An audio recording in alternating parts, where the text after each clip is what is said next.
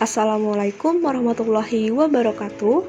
Saya Devrina Nur Aziza, mahasiswa Pendidikan Geografi Universitas Negeri Padang. Pembahasan kali ini yaitu mengamati siklus penanggulangan bencana alam dan mengidentifikasi persebaran rawan bencana alam di Indonesia. Tahukah kamu bagaimana konsep penanggulangan bencana alam?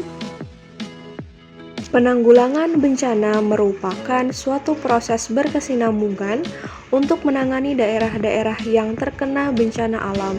Umumnya, kegiatan penanggulangan bencana alam yang dilakukan meliputi perencanaan hingga penanganan dimulai saat sebelum bencana sampai pada setelah terjadinya bencana, menurut Soleh Wahid 2017. Lalu, apa saja siklus penanggulangan bencana alam? 3 tahapan siklus penanggulangan bencana alam menurut Yugi Cahyo 2019, yaitu manajemen resiko bencana atau prabencana, manajemen kedaruratan atau saat terjadinya bencana, dan manajemen pemulihan atau pasca bencana. Manajemen resiko bencana diawali dengan pencegahan bencana, yaitu kegiatan yang dilakukan sebagai upaya untuk menghilangkan dan mengurangi ancaman bencana.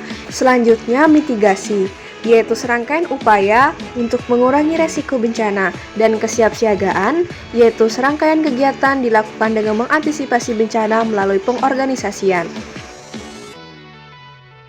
Manajemen kedaruratan. Tanggap darurat bencana adalah serangkaian kegiatan yang dilakukan saat kejadian bencana untuk menangani dampak buruk yang ditimbulkan, meliputi kegiatan penyelamatan, evakuasi korban, harta benda, pemenuhan kebutuhan dasar, perlindungan, serta pemulihan sarana dan prasarana. Manajemen pemulihan, rehabilitasi dengan perbaikan dan pemulihan, dan rekonstruksi dengan pembangunan kembali. Kemudian, bagaimana dengan lembaga-lembaga terkait penanggulangan bencana alam?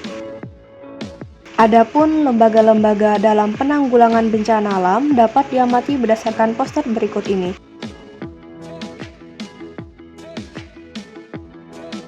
Di mana saja wilayah persebaran rawan bencana alam di Indonesia?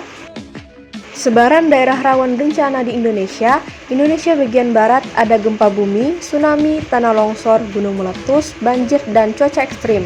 Indonesia bagian tengah ada gempa bumi, cuaca ekstrim, tanah longsor, gunung meletus, dan banjir.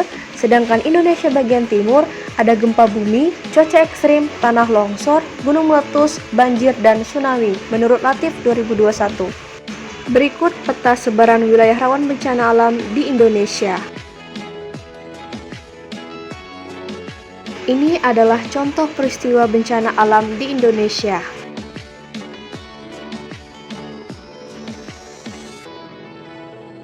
Apakah faktor penyebab dan dampak dari adanya bencana alam?